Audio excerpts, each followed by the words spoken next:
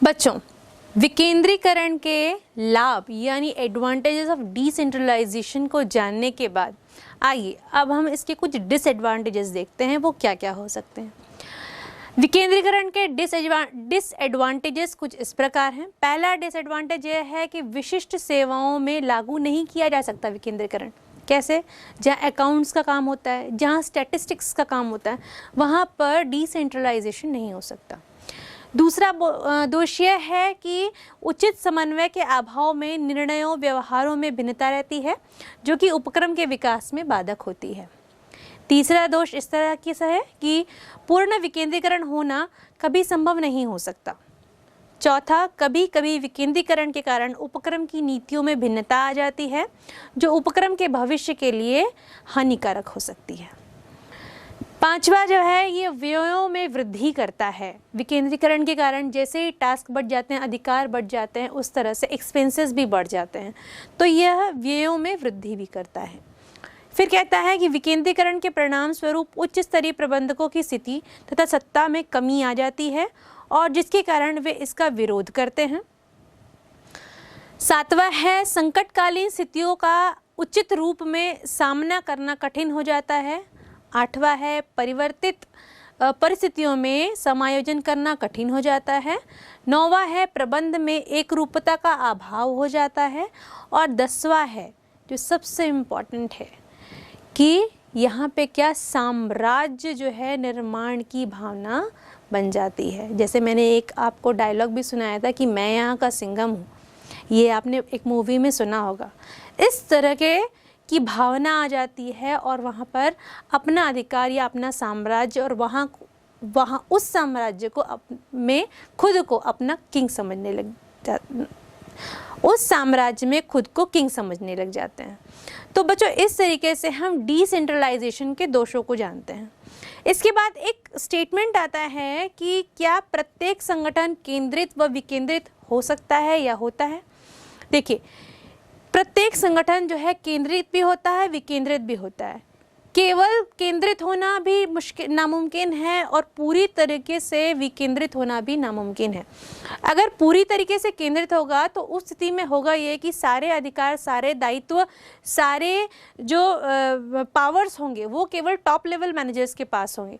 इस स्थिति में क्या होगा कि जो मिडिल लेवल मैनेजर्स और लोअर लेवल मैनेजर्स होंगे वो फ्री होकर के कार्य नहीं कर पाएंगे या किसी कार्य को पूरा ही नहीं कर पाएंगे, क्योंकि उनके पास अधिकार ही नहीं होंगे। इस स्थिति में कार्य अधूरा रह जाएगा या अच्छी तरीके से पूरा नहीं होगा। स्थिति यह उत्पन्न होगी, जो फॉर्म ने गोल डिसाइड किया है वो कंप्लीट नहीं होगा। दूसरी चीज़, अगर पूरी तरह विकेंद्रित हो जाता है तो यहाँ टॉप लेवल मैनेजर्स की आवश्यकता ही क्या होगी, फिर वो अपना प्रबंधकीय जॉब उनको छोड़ना पड़ेगा। तो ये स्थिति भी गलत है।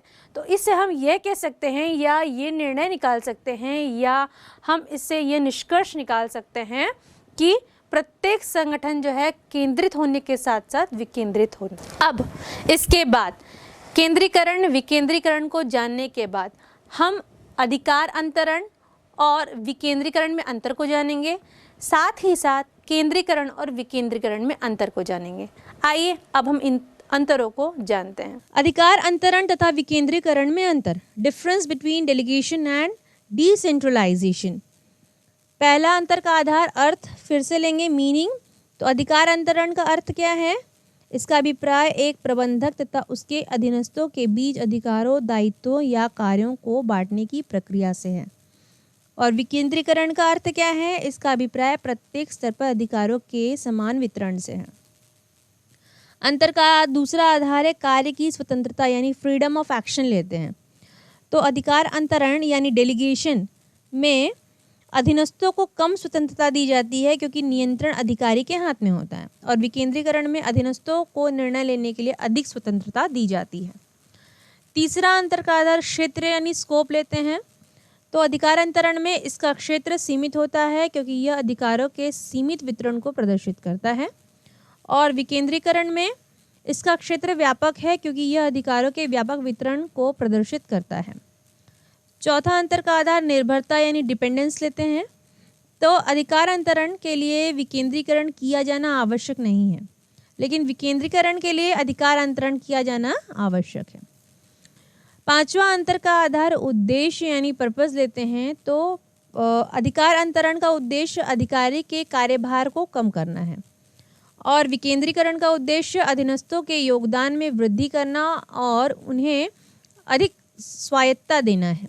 इसकी प्रकृति जो कि छठवां अंतर का आधार है, तो अधिकार अंतरण आवश्यक होता है क्योंकि कोई भी व्यक्ति स्वयं सभी कार्यों को नहीं कर सकता और जो विकेंद्रीकरण होता है वह एक ऐच्छिक कार्य होता है और यह उच्च प्रबंध की इच्छा पर किया जाता है। सातवां अंतर का आधार स्थिति यानी स्टेटस है। तो अधिकार अंतरण में यह कार्य विभाजन के फलस्वरूप की जाने वाली प्रक्रिया है और विकेंद्रीकरण में यह उच्च प्रबंध द्वारा बनाई गई नीति का परिणाम होता है। आठवां अंतर का आधार नियंत्रण यानी कंट्रोल है। तो अधिकार अंतरण में इसमें अंतिम नियंत्रण जो होता है उच्च प्रबंधक के अधीन रहता है और विकेंद्रीकरण में इसमें नियंत्रण का अधिकार उस व्यक्ति के पास होता है जो कि विकेंद्रीकरण का उपयोग करता है। नौवां अंतर का आधार दायित्व यानी रिस्पॉन्सिबिलिटी लेते हैं। तो अधिकार अंतरण में उच्च अधिकारी का उत्तरदायित्व चालू रहता है, समाप्त नहीं होता और विकेंद्रीकरण में उच्च अधिकारी उत्तरदायित्व से मुक्त हो जाता है और अधीनस्थ उत्तरदायी हो जाता है। 10वां अंतर का आधार अधिकार यानी अथॉरिटी है। अधिकार अंतरण में अधिकतम अधिकार उच्च प्रबंध के पास रहते हैं, केवल कुछ अधिकारों का हस्तांतरण किया जाता है और विकेंद्रीकरण में अधिकारों को प्रत्येक स्तर पर बांटा जाता है। तो इस तरीके से बच्चों हमने अधिकार अंतरण एवं विकेंद्रीकरण के अंतर को समझा। केंद्रीकरण और विकेंद्रीकरण के बीच अंतर, difference between centralisation and decentralisation. इस डिफरेंस को हमने 4 पॉइंट के बेसिस पर बांटा हुआ है। पहला अंतर का आधार इसमें अर्थ यानी मीनिंग लेंगे। केंद्रीकरण का अर्थ क्या होता है? इससे अभिप्राय केवल उच्च स्तर पर अधिकार या शक्ति का केंद्रित होना है। और विकेंद्रीकरण का अर्थ क्या होता है? इससे अभिप्राय है प्रबंध के प्रत्येक स्तर पर शक्तियों और अधिकार का समान वितरण। दूसरा अंतर का आधार विभिन्न स्तरों पर अधिकार यानी अथॉरिटी एट डिफरेंट लेवल्स। केंद्रीकरण में उच्च प्रबंधक के पास अधिकतम अधिकार होते हैं, मध्य और निम्न स्तरीय प्रबंध के पास कम अधिकार होते हैं। विकेंद्रीकरण में प्रत्येक स्तर पर अधिकार व्यवस्थित ढंग से विभाजित होते हैं। इसी प्रकार अगर हम तीसरा अंतर का आधार जो है वो उपयुक्त यानी सूटेबल लें तो केंद्रीकरण में क्या होता है, यह लघु पैमाने और छोटे आकार के संगठनों के लिए उपयुक्त होते हैं और विकेंद्रीकरण में यह बड़े पैमाने के संगठन के लिए उपयुक्त होते हैं। चौथा अंतर का आधार कार्यों की स्वतंत्रता यानी फ्रीडम ऑफ एक्शन लें तो प्रबंधकों के पास कार्यों की कम स्वतंत्रता होती है और विकेंद्रीकरण में प्रबंधकों के पास कार्यों की अधिक स्वतंत्रता होती है। तो बच्चों इस तरीके से हमने केंद्रीकरण और विकेंद्रीकरण के बीच के अंतर को समझा। बच्चों आपने इस अंतर को जानने के बाद मैं ये समझती हूँ आपने संगठन रूपी ये चैप्टर है इसको अच्छी तरीके से थॉरोली जाना होगा।